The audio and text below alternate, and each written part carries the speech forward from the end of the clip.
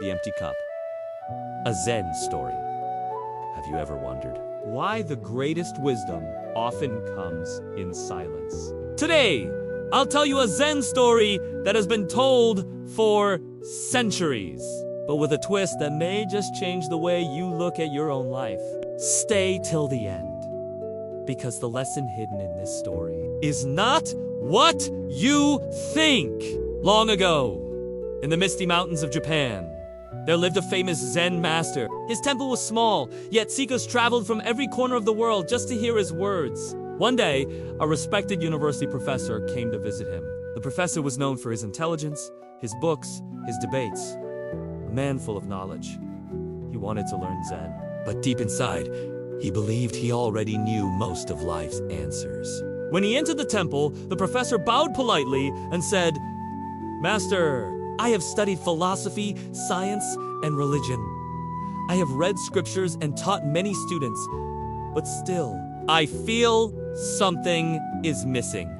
Please teach me Zen." The master smiled gently. Instead of answering, he motioned for the professor to sit. He placed 2 cups on the wooden table and began pouring tea.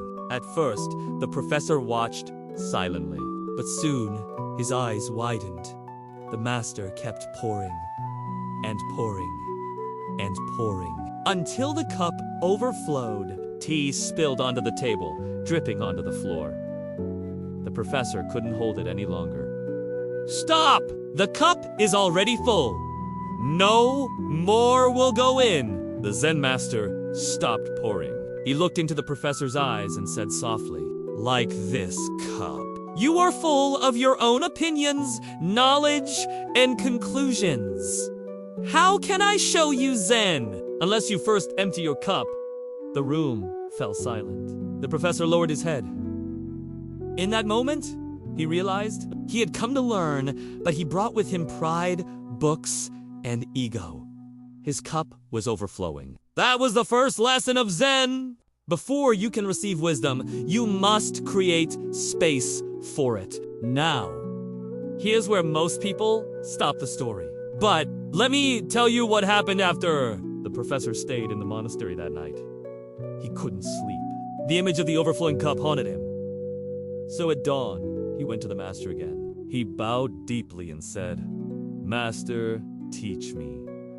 How do I empty my cup?" The master smiled and replied, "Do nothing!" The professor was confused.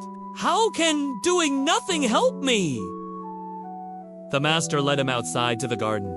The morning dew sparkled on the leaves, and a soft breeze moved through the bamboo. "Sit!" said the master. The professor sat. Minutes passed. Then hours. The professor grew restless. His thoughts raced. "I should be reading. I should be writing. This is a waste of time!" But slowly, as the sun rose, he noticed something. The sound of birdsong, the fragrance of the earth, his breath moving in and out.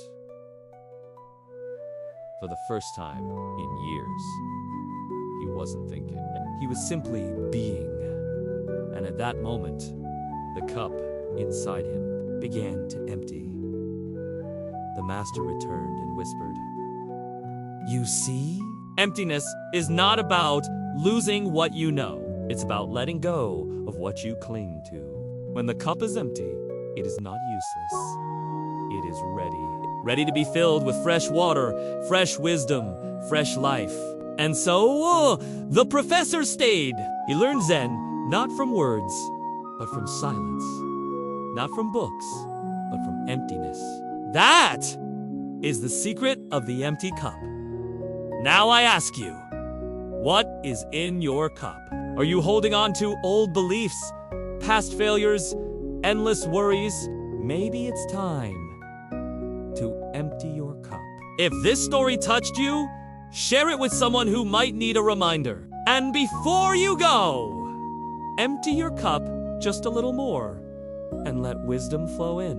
Don't forget to like, comment your thoughts, and subscribe, because more timeless stories are waiting for you here.